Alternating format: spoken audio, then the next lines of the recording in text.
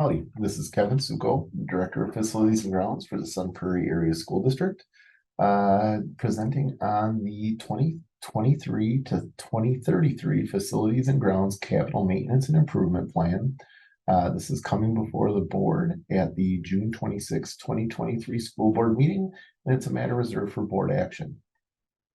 This is the guiding plan for our capital maintenance and improvement projects that we take on in the 10-year period identified. There is a reason that we do a 10-year plan. Number one, it helps us to identify our budget needs or our budget goals, and also communicate them to the business services office when they develop the school district's budget as a whole. It also is a chance for input so that we make sure that the priorities align with the priorities of the district for those 10 years. And then it also allows us to use Fund 46, which is a fund balance account that allows us to carry money over from fiscal year to fiscal year and dedicate it towards capital maintenance and improvement items. There are a bunch of restrictions on how this fund can be utilized, but basically it says you have to have a 10-year plan that's approved by the board each year, and then you have to build the account for 5 years before you can utilize it. We started this this fund in 2016. So 2 years ago would have been the first fiscal year that we could utilize the funds in there, and we actually did for our playground installation project. And that was completed this school year. Without much further ado, going down, another reason that it's being addressed, this is a part of OE 12 that says that we propose a capital maintenance plan and put life expectancy training or expectations, life cycle evaluation, product evaluation into the items and prioritization into the items that are on this capital plan that help us guide our work for the upcoming years. And it also says that the school board approves it as part of OE 12 as well. Going forward, attachment 1 is the capital maintenance and improvement plan. This breaks down the different areas of our capital plan. You see there's a bunch of different sections where we identify projects and allocate or request a budget based on those sections.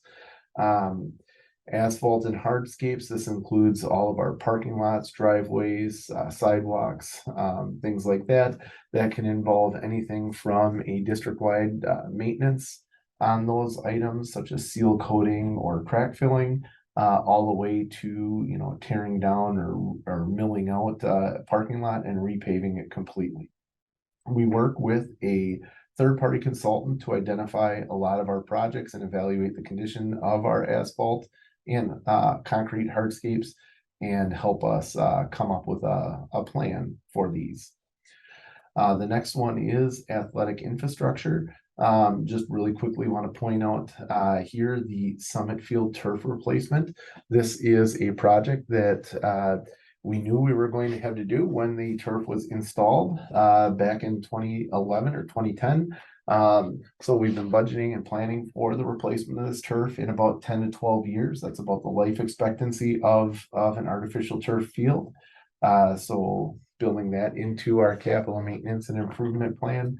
Other things that we know that are going to come up a few years out, sanding, repainting, and resealing the floors in the gyms at Prairie View and Patrick Marsh.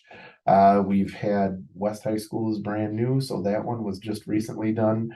We had East High School done last summer and Central Heights as well. So being able to refreshen the branding and then also make sure that the floor is not yellow, and making sure that there's not pits or voids in the floor. We're looking at doing that probably in the summer of 25. That's why we see the request for Patrick Marsh and Prairie View out there. The next one is the section is playgrounds. We have carry $50,000. This is for the replacement and repair of equipment And if there are items that are found to be unsafe in our playground inspections, we either replace them or look at replacing whole structures. We just got done with a 5-year playground equity plan where the goal of the plan was to make sure that the elementary school playgrounds all had a common set of equipment and that they were similar across the school or all 9 school sites. In the next 5 years, we're looking at enacting a new playground plan, and the emphasis of that plan is going to be accessibility for all to our playgrounds. So looking at adding some port-in-place surfacing, some accessible elements or adaptive elements that allow students of all abilities to play on them, as well as finding ways to allow students of all abilities to get to play structures and have the ability to climb high and play with their other classmates. The next section is building envelope. Sorry, so you'll see in the next 5 years, there's an increase in the allotment for that area, and that's mainly allowed, or that's mainly developed so that we can allocate money towards those specific elements, looking at adaptability and accessibility within our playgrounds. Building envelopes, this area really encompasses roofs, windows, walls, anything that we do to keep the weather and pests outside of the building and not allowing them to get in. For the next 10 years, we're looking at some roofing replacement and maintenance. Major roof replacement projects identified. Again, we use a third-party consultant to help us develop this plan. Big areas are at the District Service Center building, as well as at Patrick Marsh, Prairie View, West Side and East Side, looking at different roof sections and replacements there, as well as maintenance, annualized maintenance on all of our roofs to make sure that they are kept in good operating condition. The next section is painting. In the paintings area, actually painting and tile and carpeting, the next 2 sections. This is where we allocate estimated budget amount.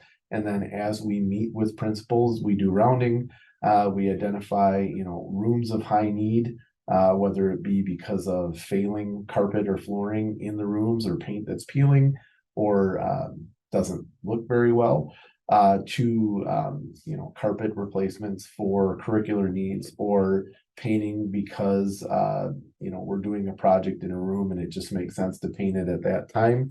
So what we do is we allocate an amount for painting and flooring, and then we find jobs and try to allocate or fill up our allocation or budget with those jobs. They're cycled through different buildings, so every building should see painting at least every 2 or 3 years. Based on how old the building is and how recently it's had painting done inside. And same with flooring. We try to knock out a couple rooms in schools at least every couple of years. HVAC. This deals with all things heating, ventilation, and air conditioning. We look at the life expectancy of these systems in place, especially the major systems, and then also the life expectancy of the smaller systems like the heat pumps and things that we put inside our buildings, evaluate the years that the equipment has on them, how efficiently they're operating, and how many maintenance requests and things like that we get in our computerized maintenance management system to help evaluate when systems should be up for replacement. In some cases, we're able to do refurbishments or do maintenance on them and extend the life past what the life expectancy is, but we still need to plan for those replacements.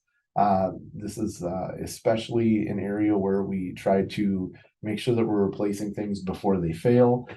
We don't want anybody to have to go through a summer without air conditioning or anything like that. So big items laying out this summer, we're doing some controls upgrades at both of the middle schools. The middle schools are about 20 years old. So we're doing some controls upgrades to them to help operate the equipment more efficiently.